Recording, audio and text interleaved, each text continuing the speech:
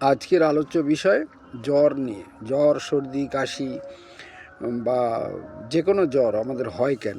Typhoid জ্বর বলুন, influenza জ্বর বলুন, হাম বসন্ত জ্বর, ফোঁড়া হয়ে জ্বর। এই যে জ্বর কথার প্রকৃত অর্থ কী? জ্বর কেন হয়? সেই জ্বর হলে কি করব?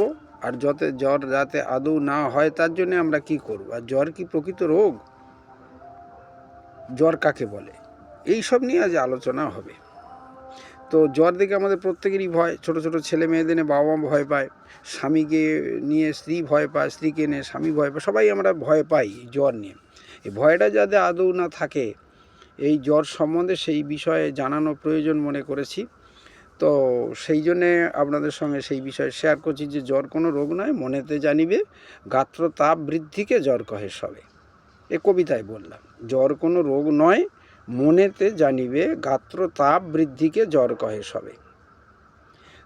কি বলা হলো না, জ্বর বস্তুত কোনো রোগ না, অন্য রোগের অভিব্যক্তি। জ্বর কাকে বলে না, গায়ের তাপ বেড়ে যাওয়াকে জ্বর বলে। আমাদের শরীরে সাধারণত তাপ সবসময়ই থাকে। সেটা কতটা থাকে? 97, 98, 96 এরকম থাকে। এটা নর্মাল টেম্পারেচার, স্বাভাবিক জ্বর বা তাপ। এই তাপটা আমাদের রাখতে হয় শরীর রক্ষার জন্য। আমাদের শরীরে তাপ আছে, যেমন বহির্বিশ্বে সূর্য, তার তাপ, বায়ু, সূর্য, জল, শূন্য, বায়ু, এই পাঁচটা তো, মাটি, জল, সূর্যরশ্মি, বায়ু আর মহাশূন্য। আমাদের শরীরে এই পাঁচটা উপাদান রয়েছে। তার মধ্যে তাপও একটা উপাদান। দেহ সূর্য আর বহির্বিশ্বের সূর্য। তা আমাদের এই তাপ যখন বেড়ে যায়, এই যে তাপ শক্তি বা সূর্য সমশক্তি আমাদের দেহে আছে। সূর্যের শক্তি সূক্ষ্মাকারে আমাদের শরীরের মধ্যে রয়েছে, যেটাকে আমরা তাপ বলি বা আমাদের গাত্র তাপ বলি। এটা যখন বেড়ে যাচ্ছে, যখন আপনার 102, 103, 104 হচ্ছে, তখন আমরা বলছি জ্বর হয়েছে। এবং 4, 5, 6 যখন হচ্ছে, তখন আমরা বলছি উচ্চ, মানে হাই ফিভার হয়েছে, বেশি জ্বর হয়েছে। কেন জ্বর হচ্ছে? কেনই বা 101 হচ্ছে? কেনই বা 102, 104, 5, 6 বাড়ছে কেন? কারণটা কি? আমাদের তাপ এত বাড়ছে কেন? এই জ্বরের প্রভাবে আমরা অজ্ঞান হয়ে যাচ্ছি, কারোর বা ছোটো বাচ্চাদের তড়কা হচ্ছে। বা এই জ্বরের মূল সমস্যাটা কি?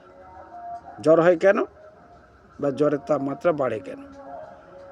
মূল কারণ হলো, আমাদের শরীরে যখন রোগ জীবাণু ঢুকে পড়ে, যখন মারণ ব্যাধি সৃষ্টিকারী রোগ জীবাণু যখন ঢুকে পড়ে, ভাইরাস, ব্যাকটেরিয়া, ফাঙ্গাস বা প্রোটোজোয়া, এরা যখন ঢুকে পড়ে, এরা ঢুকে যখন দেহের অনিষ্ট করতে চায় বা দেহের মধ্যে ঢুকতে চায়, তখন দেহ প্রকৃতি দেহের তাপ বাড়িয়ে এদের মারতে থাকে বা এদের তাড়াতে থাকে, এদের ধ্বংস করতে থাকে। এটাকেই জ্বর বলি। জ্বর অমঙ্গল নয়, জ্বর মঙ্গল। জ্বর আমাদের ভালোর জন্য আসে। তো জ্বর এসেছে কেন না, জীবাণু মারার জন্য, আমাদের দেহ রক্ষা করার জন্য। এটা হচ্ছে ডিফেন্স সিস্টেম। কি বললাম? ডিফেন্স সিস্টেম, মানে আমাদের শরীরে রোগ প্রতিরোধ ব্যবস্থা আছে। আমাদের শরীরে স্বয়ংক্রিয় ল্যাবরেটরি আছে, ওষুধ তৈরির কারখানা আছে। সেখানে আমাদের ওষুধ তৈরি হয়, যেখানে যে অসুখ হয় সেখানে সেই রকম ধরনের ওষুধ তৈরি হয়ে সাপ্লাইয়ের ব্যবস্থা আছে। এবং জ্বর ধ্বংসকারী, জীবাণু ধ্বংসকারী ব্যবস্থা আছে। সেই যে ডিফেন্স মেকানিজম আছে শরীরের মধ্যে, সেই প্রাকৃতিক নিয়মে, দেহ প্রকৃতির নিয়মে জ্বর এসেছে। জ্বর থেকে ভয়ের কিছু নেই, আবার নির্ভয়েরও কিছু নেই। জ্বর এসেছে মানে হলো কোনো ফরেন বডি ঢুকে গেছে, কোনো বহিঃশত্রু শরীর আক্রমণ করেছে, তার সঙ্গে আমাদের দেহের যে মিত্র জীবাণু পেরে ওঠেনি, তখন সেই সিস্টেম তাপ সৃষ্টি করে ওই জীবাণুদের মারতে চাইছে, ওই জীবাণুগুলো ধ্বংস করতে চাইছে, তাই জ্বর এসেছে। জ্বর দেখে অত ভয়ের কিছু নেই, আবার নির্ভয়ের কিছু নেই। সাধারণ সর্দি কাশি জ্বর এমনিতেই সেরে যাওয়ার কথা। তবে হ্যাঁ, যদি বেশি জ্বর আসে, গায়ের তাপ যখন বেশি বেড়ে যায়, তখন আমরা কি করি? আমরা প্রাথমিক চিকিৎসা করি, জলচিকিৎসা। জল দিয়ে মাথাটা ধুয়ে দিই, এটা জলচিকিৎসা বলে। পিপাসা পেলে জল খাই, এটা জলচিকিৎসার মধ্যে পড়ে। এটা প্রাকৃতিক চিকিৎসা। অভিনব প্রাকৃতিক চিকিৎসা বই পড়লে আপনারা জানতে পারবেন এইসব কথা। তাহলে কি হলো? জ্বর আসলে আমরা কি করব না, মাথা ধুয়ে দেবো, জল পট্টি দেবো, পায়ে জলের পট্টি দেবো, পেটে জলের পট্টি দেবো। এটা জানি না আমরা। নাভির নিচে ওখানে যদি একটা জলের মাথায় যেমন জলপট্টি দাও, ওখানে যেমন জলপট্টি দিলে, পায়ে জলপট্টি দিলে জ্বরটা কিন্তু তাড়াতাড়ি নেমে যায়। তবে বেশিক্ষণ দেবেন না, নর্মাল টেম্পারেচারে সমস্ত ওগুলো বন্ধ করে দিন। কারণ জ্বর দ্রুত তাড়াতে নেই। যেহেতু জ্বর আমাদের বন্ধু, শরীরে জ্বর থাকলে ওই জীবাণুগুলো তাড়াতাড়ি মরে যাবে, শরীর তাড়াতাড়ি ডেভেলপ করবে। আর একবার যদি সচেষ্টায় জ্বর সারে, অর্থাৎ দেহ প্রকৃতি যদি জ্বর সারায়, দেহ প্রকৃতি যদি ওষুধ দিয়ে সারায়, তাহলে সাধারণত জ্বর আসে না। কারণ আমাদের শরীরে ইমিউনিটি পাওয়ারের অভাব হয়েছে বলে কিন্তু জ্বর এসেছে। ইমিউনিটি পাওয়ার বলতে কি বোঝায় না, আমাদের শরীরের মধ্যে যে বন্ধু ব্যাকটেরিয়া আছে তারা কিন্তু লড়াই করে বাইরের জীবাণুর সঙ্গে, সতত লড়াই হচ্ছে, সবসময় লড়াই হচ্ছে। সেই লড়াই করতে করতে যখন আমাদের যে নিজস্ব বন্ধু জীবাণু প্রোবায়োটিক এরা সংখ্যায় কমে যায়, দুর্বল হয়ে যায়, তখন অন্য শত্রু আক্রমণ করে, তখন বহিঃশত্রু শরীরে ঢোকে। নইলে আমাদের শরীরে অলওয়েজ যুদ্ধ হচ্ছে, সবসময় বাইরের শত্রুদের পরাহত করছে, যুদ্ধে নিহত করছে আমাদের শরীরে যে সৈনিক জীবাণু। তো সেই জন্য যখন ইমিউনিটি পাওয়ার কমে যায় তবে জ্বর আসে। ইমিউনিটি পাওয়ার কমে যায় কেন না, আমাদের শরীরে বসবাসকারী যে বন্ধু জীবাণু সংখ্যায় কমে যায়, দুর্বল হয়ে যায়, সেই জন্যে শত্রু জীবাণু আক্রমণ করতে পারে। নইলে আক্রমণ করার কথা নয়। আমাদের শরীরে যদি ইমিউনিটি পাওয়ার ঠিক থাকে তাহলে আমাদের কেন জ্বর হবে? আমরা এই 70-72 বছর কাটিয়ে দিলাম, আমাদের তো সহজে জ্বর হয় না। আমাদের হয়তো 2-3 বছর বাদে কখনো শরীরে একটু ঠান্ডা লাগলো বা 2-1 দিন একটুখানি জ্বর রইলো, আমরা কাঁথা একটু মুড়ি দিলাম, মাথাটা ঠান্ডা ধরে চান করা বন্ধ করে দিলাম, একটু তুলসী পাতা, আদা, গোলমরিচ, লবঙ্গ খেলাম, আমরা তো ভালো আছি। তো সেইগুলো আপনাদের সাথে শেয়ার করতে চাইছি যে জ্বরের সঙ্গে কীভাবে লড়তে হয়, বা জ্বর কেন আসে না, বা জ্বর আসলে আমরা কি করব। তাহলে জ্বর আসলে আমরা মাথা ধুয়ে দেবো, জলের পট্টি দেবো, আমরা বলেছি। এবং যদি বেশি হয় তাহলে বাতাসও করবো, মাথায় একটু হাওয়া দিলাম, বায়ু চিকিৎসা, বায়ু দিয়েও চিকিৎসা করা যায়, করলেন। এটা প্রাথমিক চিকিৎসা, প্রথমে এই চিকিৎসা করা হয় বলে প্রাথমিক চিকিৎসা।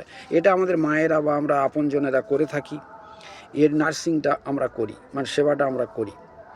তাহলে জ্বর আইলে প্রাথমিক অবস্থায় এটা করব, কিন্তু মনে রাখবো যে জ্বর আমাদের বন্ধু, এটা ভগবানই গলে তৈরি হয়েছে, বা ন্যাচারাল পাওয়ার, বা ইউনিভার্সাল পাওয়ার, বা শরীরের নিজস্ব ক্ষমতা, যাই আপনারা যে যা পারেন বলুন। জ্বর কিন্তু আপনি আনেননি, ডাক্তার আনেনি, ওষুধ আনেনি। কে করেছে না, দেহ প্রকৃতি এই জ্বর সৃষ্টি করেছে। কেন করেছে? আমাদের ভালোর জন্য, দেহকে রক্ষা করার জন্য, শত্রু সৈন্যদের নিধন করার জন্য দেহকে সাহায্য করছে। এইটা বলার জন্য আমি আজকের এই আলোচনাটা করছি, যাতে রোগ ভয় দূর হয়, এই জ্বর রোগ ভয় দূর হয়। তাহলে কেন জ্বর এসেছে? কবিতায় বলে কি বলা যায় না, দেহে রোগ জীবাণু প্রবেশ করে যখন করে তখন দেহ প্রকৃতি দেহে তাপ সৃষ্টি তখন করেন, তখন দেহে তাপ সৃষ্টি হয়। এবার তাপ চলে যাবে কখন, মানে জ্বর কমে যাবে কখন না, দেহের জীবাণু নিধন হবে যখন। দেহের মধ্যে যে রোগ জীবাণু আছে এরা যখন মরে যাবে, এরা যখন জব্দ হয়ে যাবে, তখন কিন্তু জ্বর আপনাতে কমে যাবে, নইলে কমবে না। আপনি প্যারাসিটামল খান, কমে কেন? কমে না। এ ব্লাডটা খেলেন, ও ব্লাডটা খেলেন, তবুও কমে না। ফের কালকের খেতে হবে, 3-4 দিন 5 দিন খেতে হয়। কেন খেতে হয়? জ্বর কমে না কেন?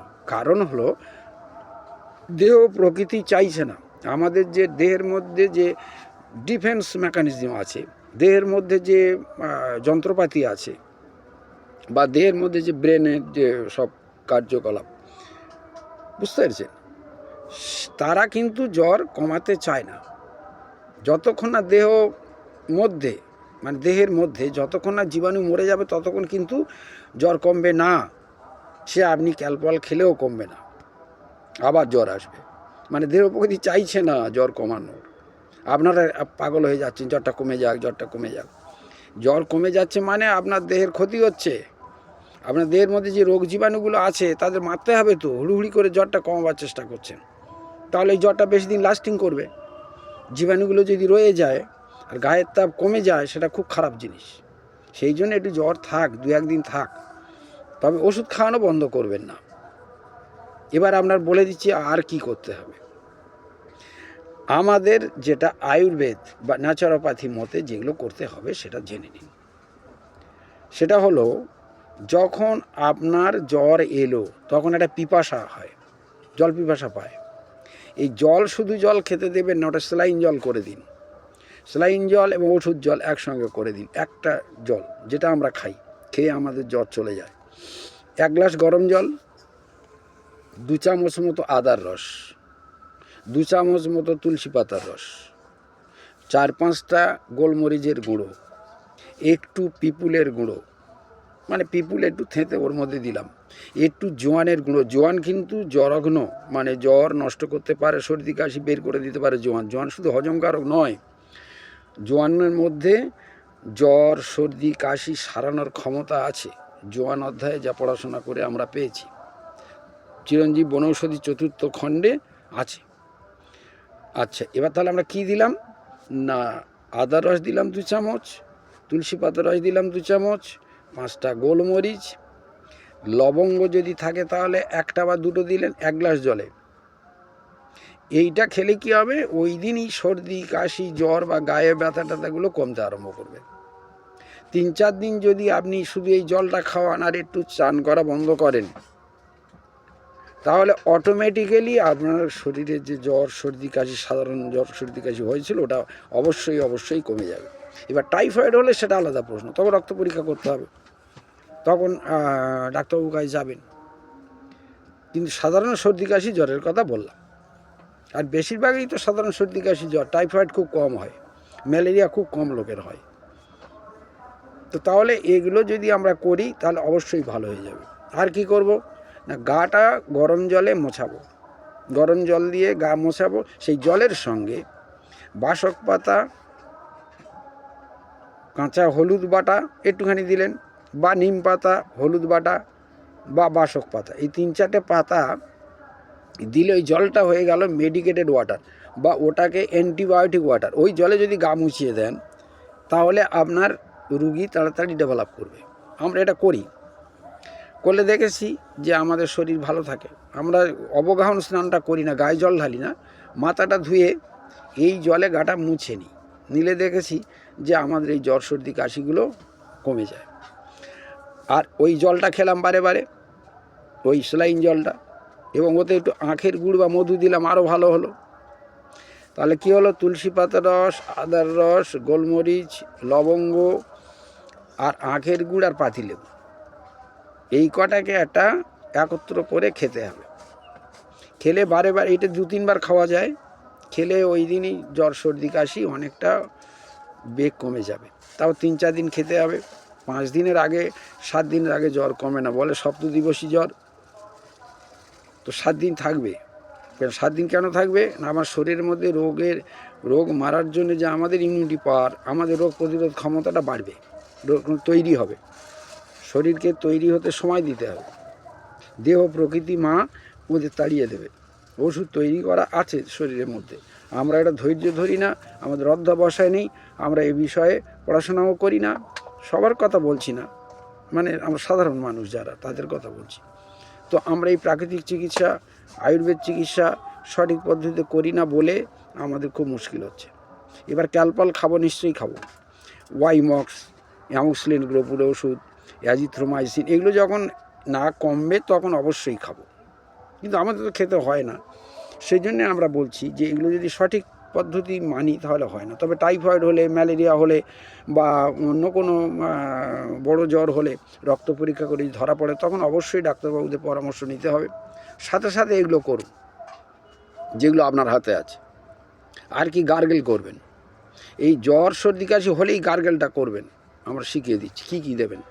শুধু লবণ জলে নয়, তেজপাতা দিন, লবণ দিন, আদা দিন, লবঙ্গ দিন, গোলমরিচ দিন। এই 4-5টা জিনিস যদি থেঁতে জলের সঙ্গে ফুটিয়ে ওটা দিয়ে গার্গেল করেন, গার্গেল মানে কবল ধারণ করা, মুখের মধ্যে গলার মধ্যে রেখে দিন, তাহলে গলার মধ্যে যে রোগ জীবাণুগুলো আছে এরা মরে যাবে, এবং মুখাবয়বে যে রোগ জীবাণু এটা জব্দ হয়ে যাবে। তেজপাতা, আদা, লবঙ্গ, গোলমরিচ, একটু সৈন্দক লবণ দিয়ে দিন, দিয়ে গার্গেল করুন, এবং ওই জলটা গার্গেল 2 বার ফেলে দিন, ওই জলটাই খাওয়া যায়। এবার বাচ্চারা এইরকম করলে খেতে চাইবে না, ওদের কি দেবেন, ওই জলের সঙ্গে একটু পাতিলেবু আর একটু মধু বা আখের গুড়, চিনি বাতাসা মিশ্রি দেবেন না, আমাদের আন্তরিক আবেদন।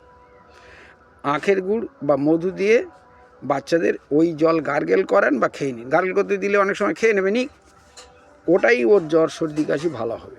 এবং ওটা যদি ওরকম মাঝে মাঝে বাচ্চাদের খাওয়ানো যায়, তুলসী পাতা, আদা, গোলমরিচ, লবঙ্গ, একটু মধু বা পাতিলেবু দিয়ে, তাহলে বাচ্চার জ্বর আসবে না। শুধু জ্বর নয়, অন্য কোনো রোগ মেজরিটি হবে না। আমরা অনেক ফ্যামিলির উপর এটা প্রয়োগ করে দেখেছি, তারা বলেছে হ্যাঁ ডাক্তারদা আমাদের এগুলো করে দেখেছি যে আমাদের বাচ্চারা ভালো থাকে বা আমরা অনেক ভালো আছি, 2 বছর 3 বছর জ্বর সর্দি কাশি আমাদের হয়ই না।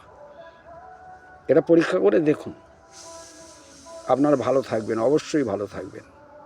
নমস্কার। এগুলো নিয়ে ভালো থাকুন, সুন্দর থাকুন।